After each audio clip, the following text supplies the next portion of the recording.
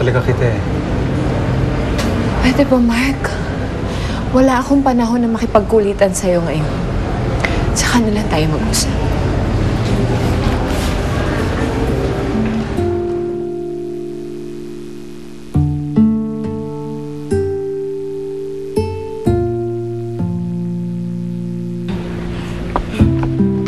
Hi, Mom! Hi! Alam mo, Ma, I almost failed. Gusto talagang panalunin ng mga hitad na judges na yan si Maita. And what did you do? Well, I used our name. Sinabi ko na malakas sa pulis si Daddy na pwede nating ipasara ang bar nila kung papanalunin nila si Maita. Eh, ang galing mo nga dun, Rebecca eh. Ate Dorcas, ang galing mo din. Alam mo, first time ko lang yata kitang nakitang nakipagsabunutan. Aba, syempre, hindi ko naman nakakayaan na saktan ka ng sino man, no? Lalo na yung mahirap na Maita mo.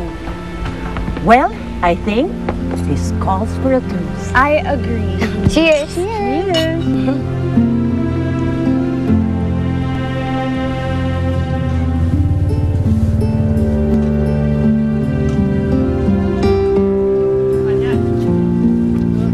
Oh, Dante, bakit?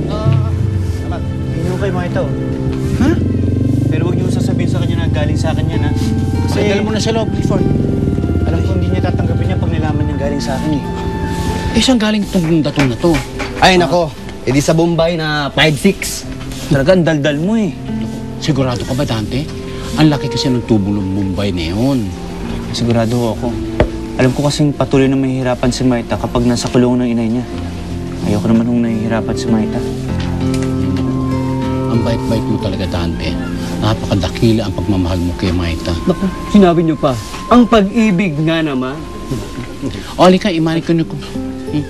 Hindi Balikan ko kayo. yan lang kung binigay namin. Libre lang. Hindi na. Sige, salamat na lang, ha? Kasi po, kalingan niya. Tuloy na ho kami. Next time na lang.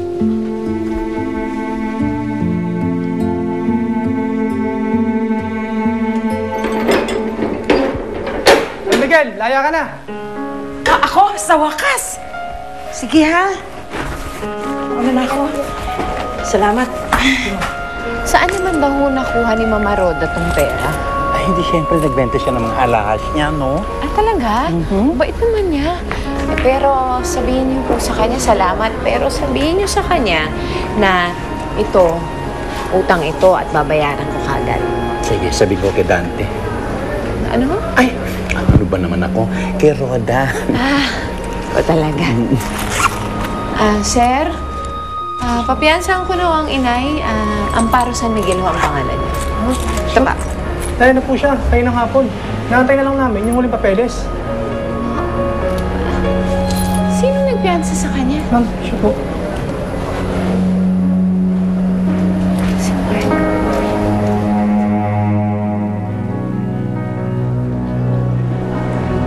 Greg, asan si Mark? Am I his keeper, no? Yes, you are. Yan ang role mo bilang best friend niya. At alam mo bang kagabi pa ako kinukulit ng mommy niya at hindi sinasagot ni Mark ang lahat ng tawag niya. Saan ba nagsusuot yung lalaking yun? I really don't know. Tell that to his mom. I know. Magandang gabi sa inyong lahat. Ang special guest natin ngayon ay isang tao na naging dahilan upang mapatayo ang bahay ampunan na ito. Palakpakan natin si Madam Yuri Sandoval.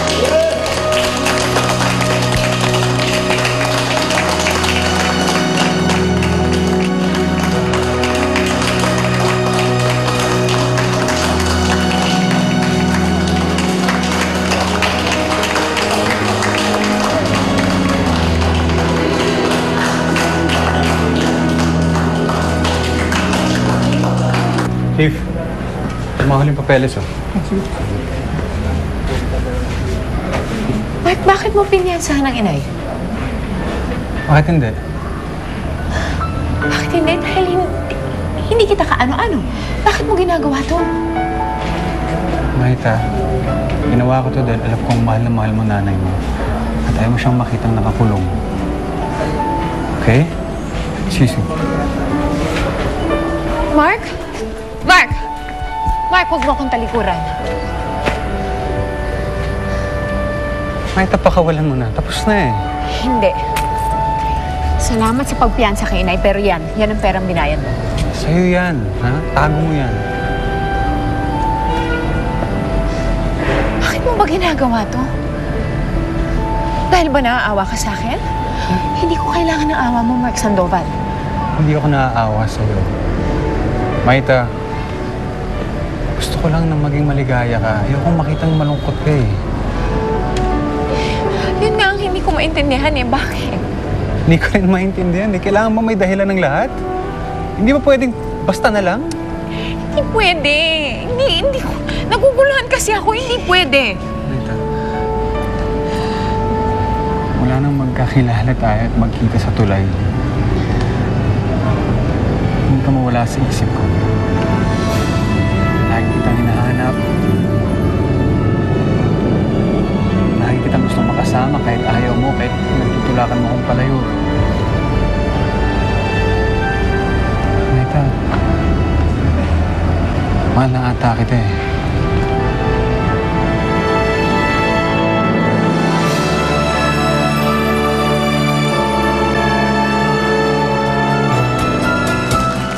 So tell me, sino ang latest socialite o model na ini-escort nitong anak kong to? Ibigan niya. Gagastos ng ganung kalaking halaga, kaibigan? Baka manliligaw. I'm sure one of these days makikilala ko rin yan. Ano kayang nakita ng isang Sandoval sa isang poor and dirty na si Maita? Abnormal? Ano magugustuhan niya kay Maita?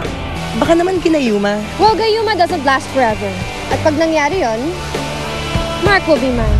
Sigurado ka ba sa gagawin mo? Ano siguro yung tama akong gawin? Ako na lang siguro yung lalayo. Kapag siya ng pag-ibig mo sa akin, sabi ng mami niya daw. Ang sabi mo? Mahalin kita.